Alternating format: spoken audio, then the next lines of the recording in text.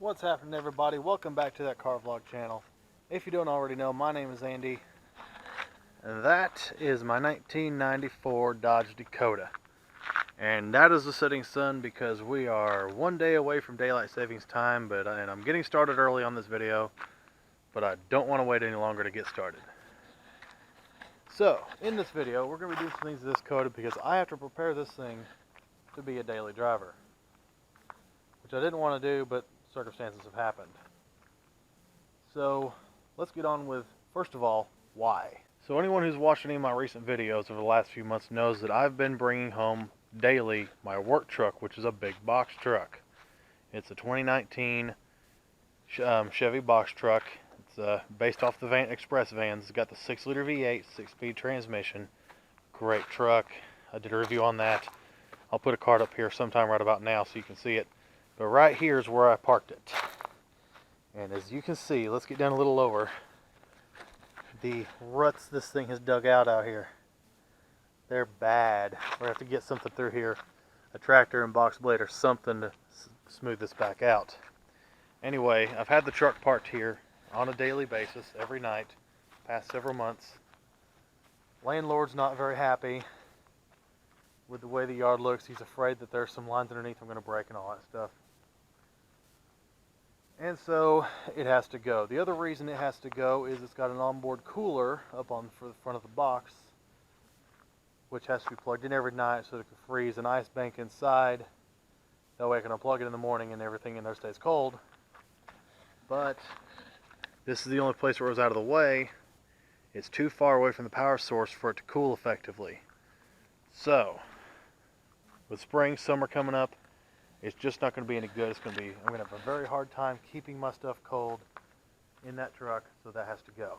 Which means, unfortunately, or maybe fortunately, my 26-year-old Dodge with a 5.2-liter V8 Magnum becomes my daily driver. So, what are we going to do to prepare this thing? Well, several things. I'm actually fixing to go and replace all 4 of these tires, which is a shame because I'll lose my white letter look, which I really like. I'll replace all 4 of these tires with some good used ones from the only tire shop in town that stays open past 5 o'clock. These things, I don't know if you can tell, but they are dry rotting. They're about, if I'm reading the DOT date code right, about 5.5 to 6 years old. So they need to go anyway. The tread's getting down there. They're not bald, but they're definitely well worn.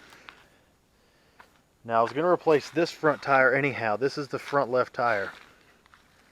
Anyways, regardless if I started daily driving this thing or not, because of this right here.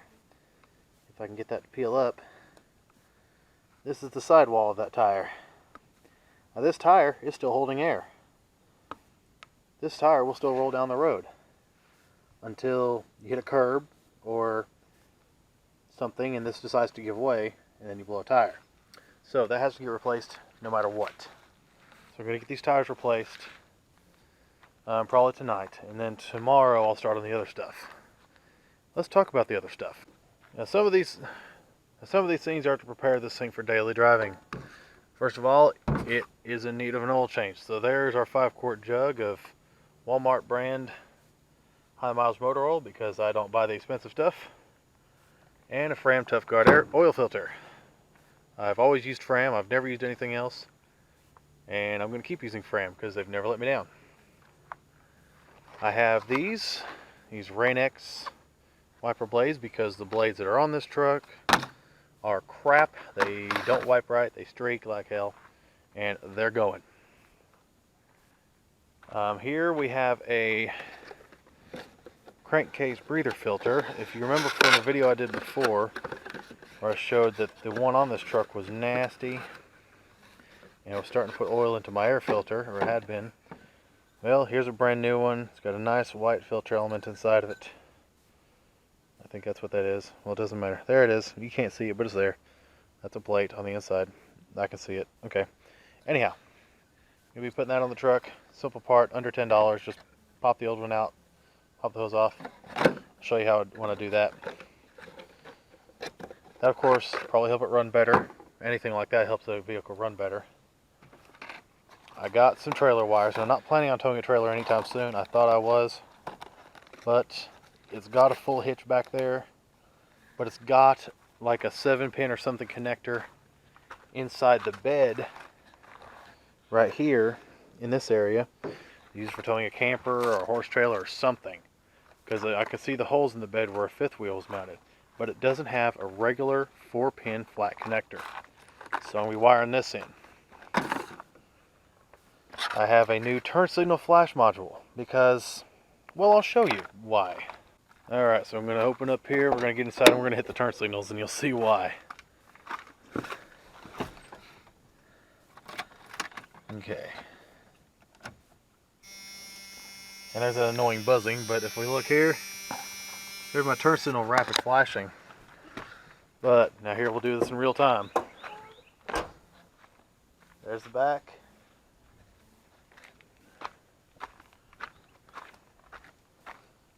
And there's the front.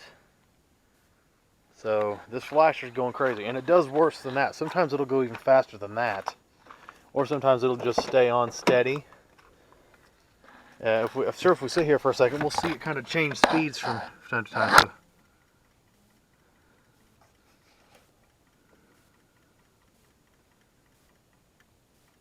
So we see it's just completely erratic, and that needs to be changed. I imagine that's probably the old thermal flasher from when this thing was made. This is the new electromagnetic flasher. Long life. This thing should last forever, we hope. And not do any of that crap. And my phone's going to help us with this for lighting. So up here we have the two flashers. Here's one, I believe, and here's the one that does the turn signals. This has two flashers. One's for the signals, one's for the four-ways. This is our flasher one. That's the one we're going to change. So we just pull that out. You can see it's just a basic little thing, 2 pins. Discard that. Open up this package here. This is the simplest package I've ever opened. And here's our new one, the new electromagnetic. Should make things better. So this just goes in, plug this into the exact same place, and test them out. Okay, got a new flasher plugged in. Let's turn this key, hit these signals. Oh, that is already better. You can hear it too. It's a decently loud click. It sounds better. It works better. That is a vast improvement. There's front. There's rear.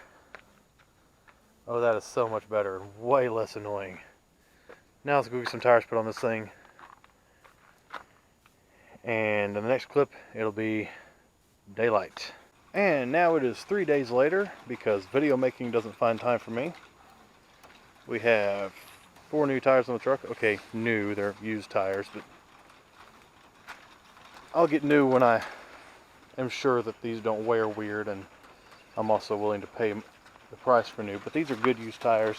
They're not all for the same brand and model. We got one brand up here, one brand back there, but I don't care. I do miss having the white letter tires.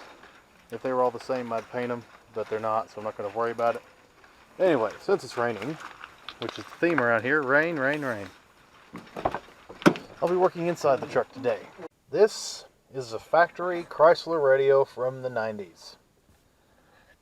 And right now it's acting okay. I wish she did. But sometimes it goes completely erratic. It's not going to do it for me now, I don't think. No. But I'll put a clip here in a second showing what it was doing when I was making the first video. And I was just talking about how cool it is to have the factory radio still in this thing, and now it's gone all wonky on me. Well, it was. There it goes. It just took it a second. I think this radio might actually be going crazy. It might be time to replace. So to eliminate this issue, I bought this. Now, this was not extremely expensive. I don't do expensive stereos, especially in old cars like this. But this is a brand new JVC I bought at Walmart. I'll peel that protective film off the front so we can see it better. And this is this has MP3 capabilities, has an aux jack on it, has a USB port right here, and it has Bluetooth phone capabilities. I have this little wired mic that I can plug into it, route through my trim, and probably mount it up here somewhere, and I can have Bluetooth phone in my old truck. Super, super cool. Now I just brought this and that out to the truck to show in this video. Everything else is inside. I also bought the dash install kit to make this thing fit in this stock Chrysler hole, because this is a weird size area. The single DIN radio, which is this right here, is just a bit too small, but this area is too small to fit a full double DIN radio. So I have to get a single DIN and the install kit to make that fit. So that's going to be pretty sweet. So what are we going to need for this job? Well, I'm assuming for most Dakotas of the first generation, including mine, at least for mine anyway, we're going to need this right here. This is a, hang on, it's rusty. It says 8mm and it fits the bolt that I'm taking out fine, so we'll go with that. Have a Phillips head screwdriver. This one's a number 2. It may not be the right one, but it works. And I have a T20. We'll use this one the most. Step 1 is if we come down here below the steering column, we have this gray panel right here. Grab my phone light, look up under here. We have a screw right here, right there, and we have a screw right here. Now you'll see there's extra pieces on this panel. Like I said, a previous owner had a trailer brake module in it, and I just haven't pulled it out, and the hood release is here. This panel actually has to be in place because the hood release is bolted to it. So first we'll take those 2 screws out. This panel will pull down. At the top is just some tabs that slide into the black panel above it. Alright, so there that panel's laying down near the floor now.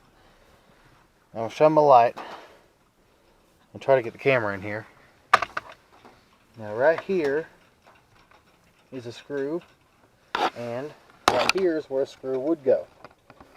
But I said before, this truck's been taken apart. It's had previous owners.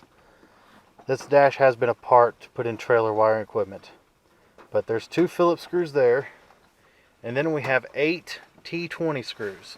So there's one here, here, here, here, and then we see the 4, 1, 2, 3, 4 over here. Those all have to come out, as well as those 2 Phillips, and then I can lift this dash panel out of the way.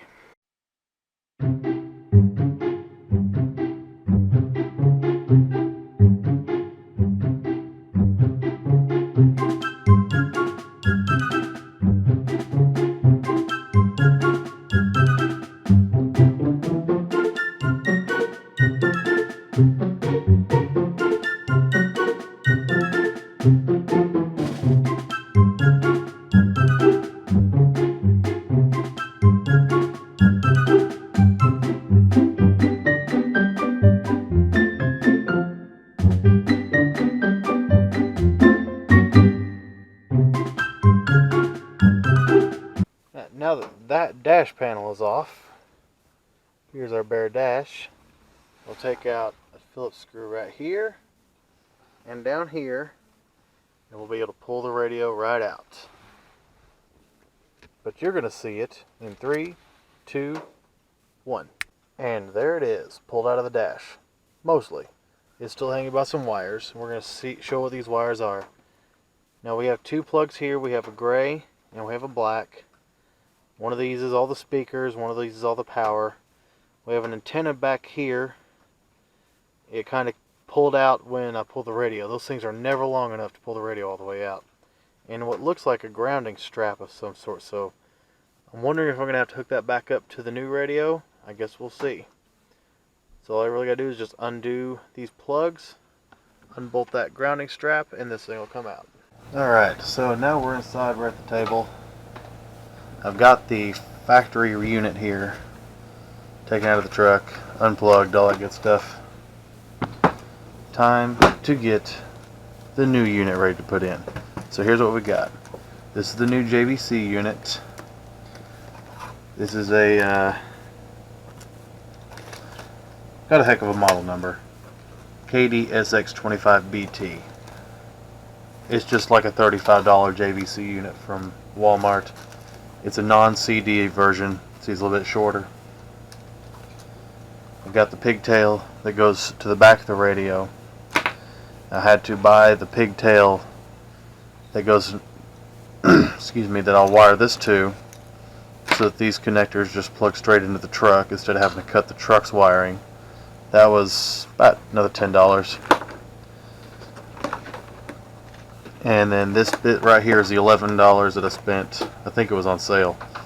Also at Walmart. This has all the adapters, the installation plates for this install. Now actually, the only piece out of all this that I'm going to end up having to use is right here. If you get this kit for the Dakota, this is the 2190 plate. This is the only piece that I'll need. As we can see, it matches up the mounting points. You got these tops here, and then you got these two bottoms here. I don't know if you can see with my thumb or not, but those are the same. I may have to break some tabs off. I'm not sure. Figure out I want to get ready to put it in the truck. So now the big thing right now is just putting all these wires together. Now I've got this set that I think I was given for Christmas last year, and I completely forgot I had until a couple of days ago. And this has got everything I'm going to need. On this side, it's got all the stuff for splicing wires together. So I've got all these little guys here, and on the other side, it's got my wire strippers and stuff like that. And actually, this thing will fold out, fold flat like so, and I can access everything. So now I've got to strip some of these wires back and splice them into here. Now I won't use all of these wires. Some of these will go unused because they just go to components that my old truck doesn't have. But these 8 here will be used. These are for the speakers, your whites, grays, purples, and greens. You got matching wires on this set here. Now both this book that goes to the stereo and the inside of this is going to tell you what everything does. I'm going to pull that out because I'll be using that. And so now we begin the process of putting all these together. Time for another time.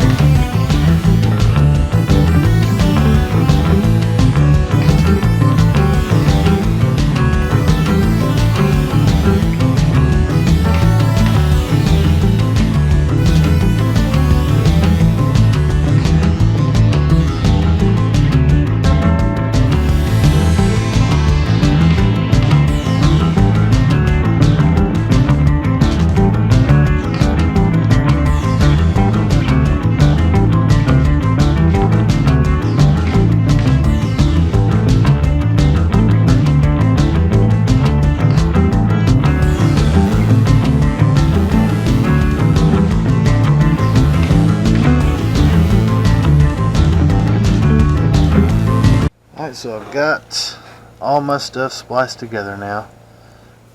I like to crimp these things about 4 times, as many times as I can get along the whole length of it to make sure they're really held in there tight. They shouldn't be going anywhere. Now on both sides there's 2 wires I won't be using.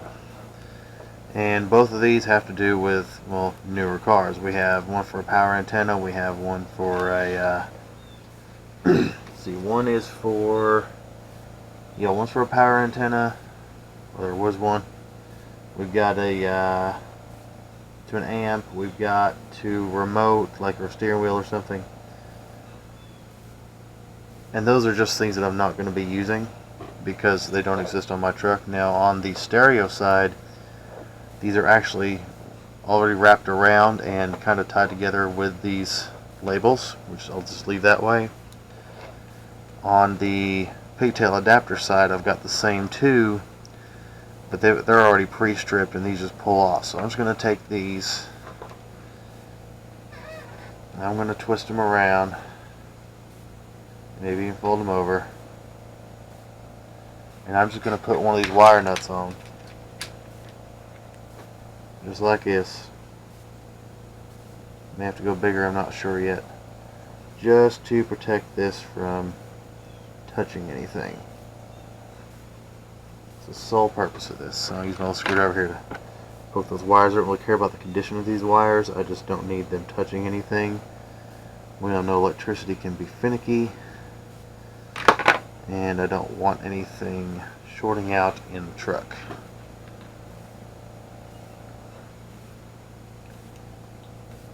Fold that over, twist the wire nut on. I did the first one way better.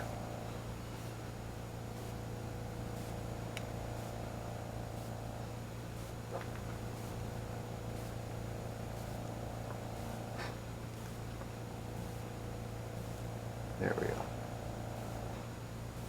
Just a cap to protect that from touching anything and causing a potential problem. Now this is pretty much ready to put in. So we'll come back to this. Here is the new head unit, and I was going to peel this off because I want to. Look how fresh that is.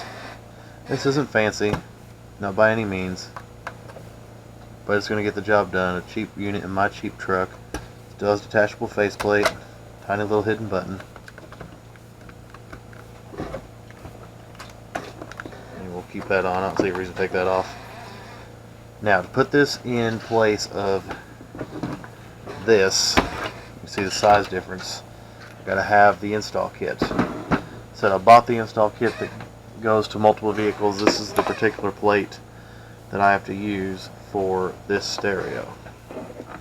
Out of the box, this stereo comes with this sleeve installed this way, which is pretty much backwards. So what I'm going to do is I'm just going to pull this off, I'm going to turn it around, and I'm going to slide it on. And it's going to slide all the way to the front, and you can faintly hear it click into place. I could anyway. There.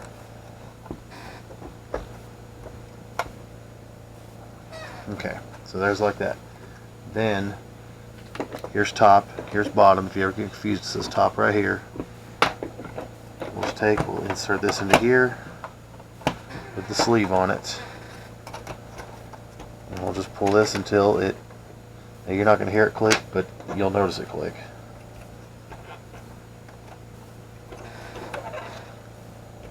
Now this sleeve fit better last time. I'm not sure what just happened here. Turn the sleeve around, because I already tested all this, so I knew what I was doing for the video.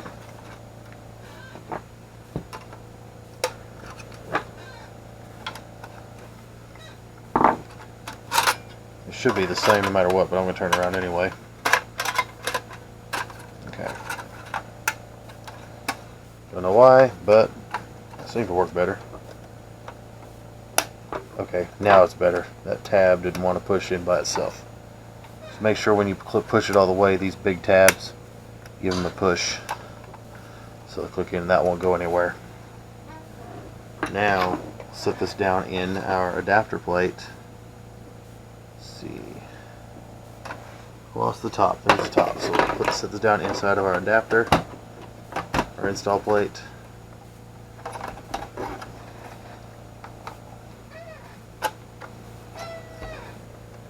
And pull up, and it will click in place. So you won't hear it, but it will. And this just does not want to stay. Okay.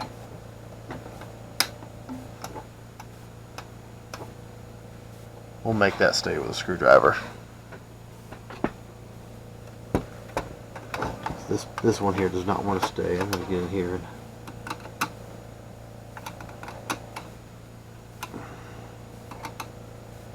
take care of that issue. There. Now it's nice and snug. It's in there. It looks pretty good. Now it's time to go out to the truck and put this thing in. So a few clips ago, when we took the factory radio out, I showed this ground strap here, which has no place on the new radio. There's no place to put it. So we're going to take this out and hope that it's okay. Now trace this ground strap to a bolt right here to the right of the steering column. So I just got my nut driver. We're going to take that off, and then we'll put the radio in. And there it is. There's that ground strap. Now that that's out, we don't have to worry about that causing any unnecessary problems. Now we can install the radio. Now this is very simple installation. You have the black and the gray. Now you have a third gray here. It's got more pins. We're not worrying about this. Some things actually do loop through this, but we're not using it on this truck. So we'll keep this yellow protective cover on. The other two was remove these yellow plastic covers that protect the pins. Your gray goes with your gray. Your black goes with your black. Very simple. The antenna plug back there doesn't reach all the way out, but that plugs into here. And then this other end of the pigtail, this little end, plugs here in the back of the radio. It only goes in one way, and we'll get that in there. Before I slide the stereo in, I went ahead and ran the line to my microphone because this stereo has Bluetooth phone capability, but I have to run the mic. So I ran the line down here through this trim. Now it's kind of conspicuous right here in the A-pillar. I don't personally care. It's not a nice vehicle. I'm not going to treat it like one, but run it up underneath the dash, over the steering column, and through here. It plugs in this spot right here. I have to pull my antenna cord as far as I can because it goes on the opposite side of the radio. Let's slide this thing in. Okay, so in order to get this thing to fit right, remember this is a universal adapter plate. So in order to get this thing to fit right, I've got to break some tabs off. I already broke a tab off of one of these areas right here. There's one off the bottom I broke off right here. You can tell where I broke that, I think. I broke another one off of the side. Now I'm going to have to break this one off the top. It was this side. I broke one off right here. Now I have to break that one off. Okay. And back here on this tab, now I need this tab, but these two tangs right here, I've got to break this bottom one off. This one slots in to line it up so I can screw it in. This one I'm using down here has the same one on top. Now these are needed, but this one here is going to block me. So I've got to break that one off and two more big ones, and then I should be able to slide this in. And there we have it. So we put the two silver screws in. Now I tighten these down, but not too much because they don't have washers. I don't want them to break the plastic tabs. Being a smaller unit, it is a little bit on the wobbly side. Hopefully that'll be fixed with the dash face being put back on. If not, I'll get back in here and I'll stick something like a thin piece of wood or something up underneath the radio just to keep it from doing that. Anyways, now it is time to test. Let's turn this baby to the ignition on position. Hopefully we got this right.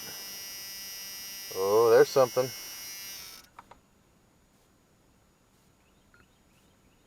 Okay. Demo off. Okay.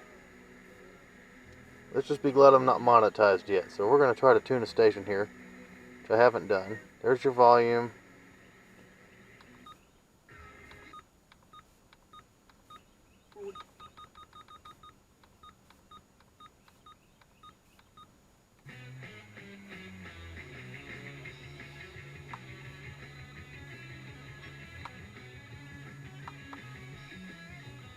How do I turn it off?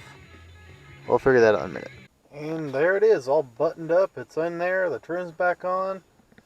Got my mic up here for my Bluetooth phone. And even got my phone synced up. We'll turn it on and see if it recognizes it. It is in my pocket. One more click of the key. And there it goes. Firing up. There's JVC. And give it a minute.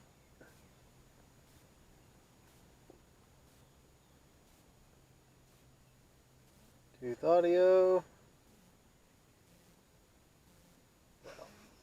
It's not going to show my phone on the screen this time, but it usually comes up and it says Galaxy Note 9.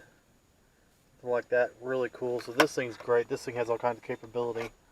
If I go into source, I've got aux input, I've got Bluetooth audio, Spotify, iHeartRadio, Pandora. So, I mean, this thing is pretty sweet. It's got all kinds of capabilities. USB input. This has more functionality than the used Pioneer that I put in the Kia Sportage. And this thing was like 35 bucks. Super stoked to have this thing in here. Definitely got to get some better speakers though. But that is done and it looks really good in this truck. And so that's gonna do it for this video. I had planned, like I said in the beginning, to include oil change and light bulbs and maybe some headlight buffing and stuff. But this video is already just too long as it is, so we're gonna end it right there. May do an oil change video in the future, who knows. Headlight polishing really left a lot to be desired. It's probably going to be best for me to get some new housings, but it is a little bit better. The backup light replacement didn't make much of a difference. I may switch to some LEDs sometime down the road, but that's just to be seen. Anyways, I hope you all enjoyed this video. I hope it was somewhat informative. And hope you're looking forward to more. If you want to see more from me on this truck or anything else that I've got going on, such as my 76 Chevy C10 or just anything else I come up with, make sure you subscribe to the channel. Hit that notification bell so you'll know when my videos go up. Be sure to follow Instagram and Facebook at that car vlog channel. I do occasionally put things up on there. Trying to do a little bit more of that here and there. As always, I'm always looking for interesting cars to review and drive on the channel. So if you got anything you'd be willing to let me do, that'd be great. Just hit me up a message and I'll see if something I'll be interested in. Most likely it will be. I'll also link a list below of some of the cars that have come to mind that I'd be interested in reviewing. Anyway, hope you all enjoy and you have a great day. Stay healthy, stay safe.